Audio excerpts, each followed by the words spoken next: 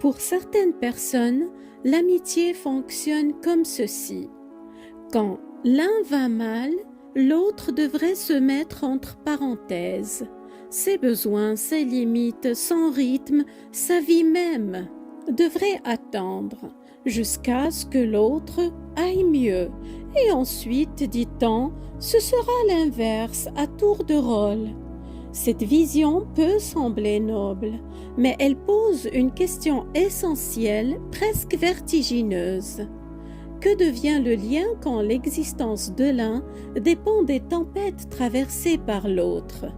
Si l'amitié est un refuge, peut-elle exiger que l'un des deux dorme dehors? Dans ce type d'amitié, la souffrance donne des droits à l'un et retire ceux de l'autre. C'est Fatem Zahra Alami au micro de Au cœur des relations, un espace où nous tentons de démêler avec une douce lucidité le soutien véritable de l'effacement silencieux. Aujourd'hui, nous examinons cette amitié qui s'organise autour d'une mise entre parenthèses alternée, où la souffrance de l'un suspend l'existence de l'autre, une amitié où finalement on ne peut pas aller mal ensemble.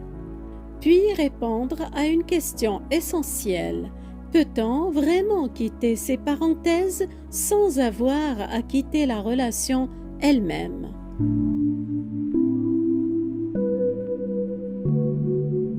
Dans ce modèle relationnel, la légitimité se mesure à la douleur. Une seule personne peut exister pleinement à la fois. On ne peut pas exister de manière égale.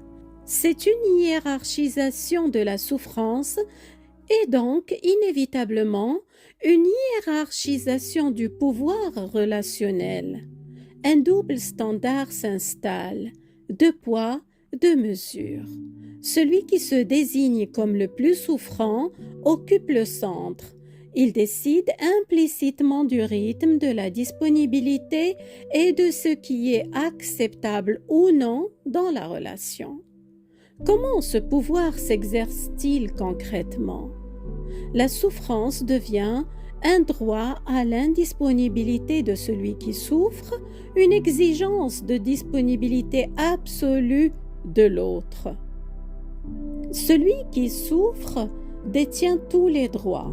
Le droit de disparaître sans prévenir, le droit de ne pas répondre et le droit de ne pas préserver la dignité de l'autre. Quant à celui qui soutient, il devrait répondre tout de suite, s'adapter au rythme de l'autre, faire taire tout ce qui est important pour lui, sous peine de voir son soutien mis en doute. Sa vulnérabilité devient illégitime, son inconfort devient secondaire, son existence devient conditionnelle. C'est un monopole de la vulnérabilité où le rythme de l'un est respecté, il devient même la norme et l'autre devrait s'aligner. L'adaptation est à sens unique. La souffrance appelle naturellement à l'écoute, à la compassion, au soutien, et c'est normal. Là où ça devient problématique, c'est quand elle suspend les règles fondamentales du respect mutuel. Soutenir quelqu'un ne signifie pas accepter d'être son exutoire ou son souffre-douleur. C'est cette distinction qui protège à la fois la dignité de celui qui souffre et celle de celui qui accompagne. Le piège est que ce double standard s'habille des plus beaux atours, ceux de l'empathie et du sacrifice. Une relation ne se fragilise pas parce que quelqu'un souffre. Elle se fragilise lorsque la souffrance devient un droit sur l'autre. Ici, ce ne sont pas seulement les émotions de l'autre qui sont mises en pause, ce sont ses droits, sa dignité, ses besoins, ses valeurs, ses limites, parce qu'ils n'ont plus de place dans cette dynamique. Ce n'est plus se mettre un peu en retrait, c'est plutôt s'effacer en tant que personne digne et légitime. L'amitié est alors suspendue faute d'espace pour deux humanités entières en même temps. Ce modèle se présente souvent comme temporaire, équitable, alterné, mais dans les faits, il ne peut pas l'être. Pourquoi cette dynamique ne se rééquilibre jamais? Parce qu'une relation qui exige que l'un se fasse petit pour que l'autre tienne debout n'est pas une relation sécure. C'est une prise de pouvoir. Une asymétrie acceptée une fois trace un sillon dans lequel le lien s'engouffre. Dès lors qu'une personne accepte de se mettre entre parenthèses, elle devient la personne entre parenthèses de la relation, car la première parenthèse crée un précédent. La première fois que quelqu'un accepte que ses besoins ne comptent pas, que ses limites soient négociables, ses besoins ignorés, que sa dignité soit suspendue, il envoie un message relationnel très clair, même sans le vouloir. Je peux être mis de côté et le lien continue quand même. À partir de là, celui qui s'efface apprend à s'effacer. Celui qui prend de l'espace apprend que cela fonctionne et le système s'auto-renforce. Ce n'est pas forcément conscient ni malveillant au départ, mais c'est mécanique. L'autre s'adapte, l'autre attend, l'autre encaisse, l'autre reste malgré tout. Donc, la règle s'installe. Toi, tu peux disparaître. Moi, je reste central. Ce qui a été accepté une fois comme exception est enregistré comme fonctionnement. Et ce type de relation ne se corrige pas avec le temps. C'est là que beaucoup se trompent. Ils pensent plus tard ce sera mon tour. Quand il ou elle ira mieux, on rééquilibrera. Mais en réalité, la parenthèse devient la norme, la symétrie devient l'identité même du lien. Il n'y a pas de retour spontané à l'égalité, il n'y a pas de tour suivant.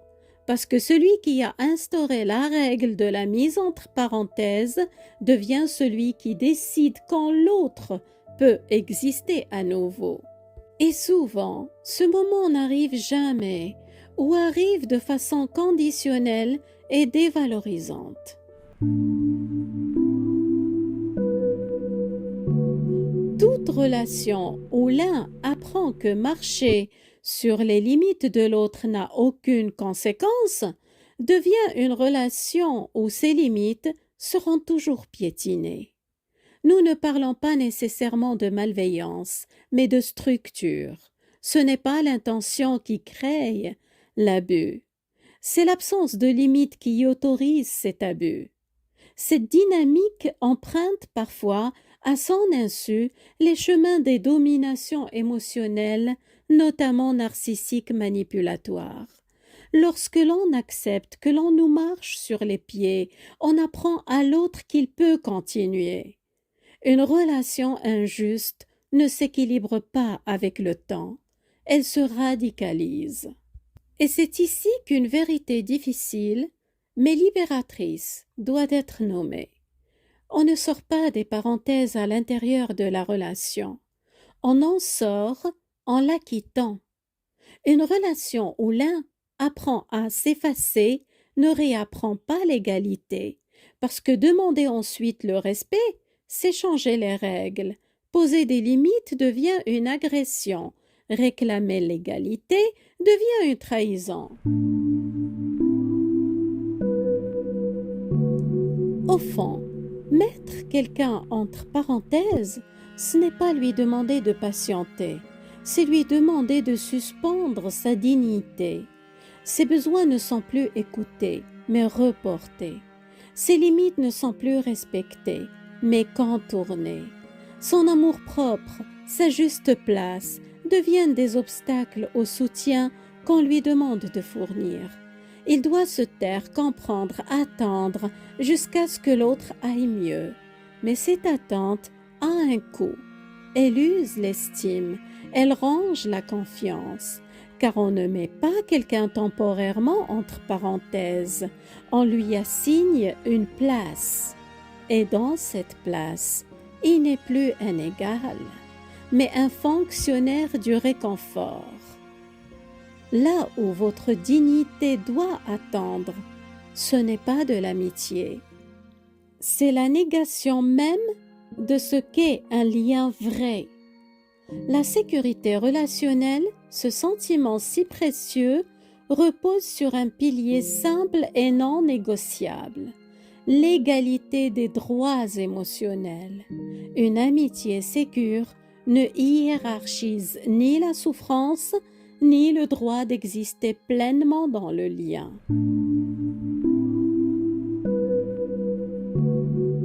Alors, comment soutenir sans disparaître?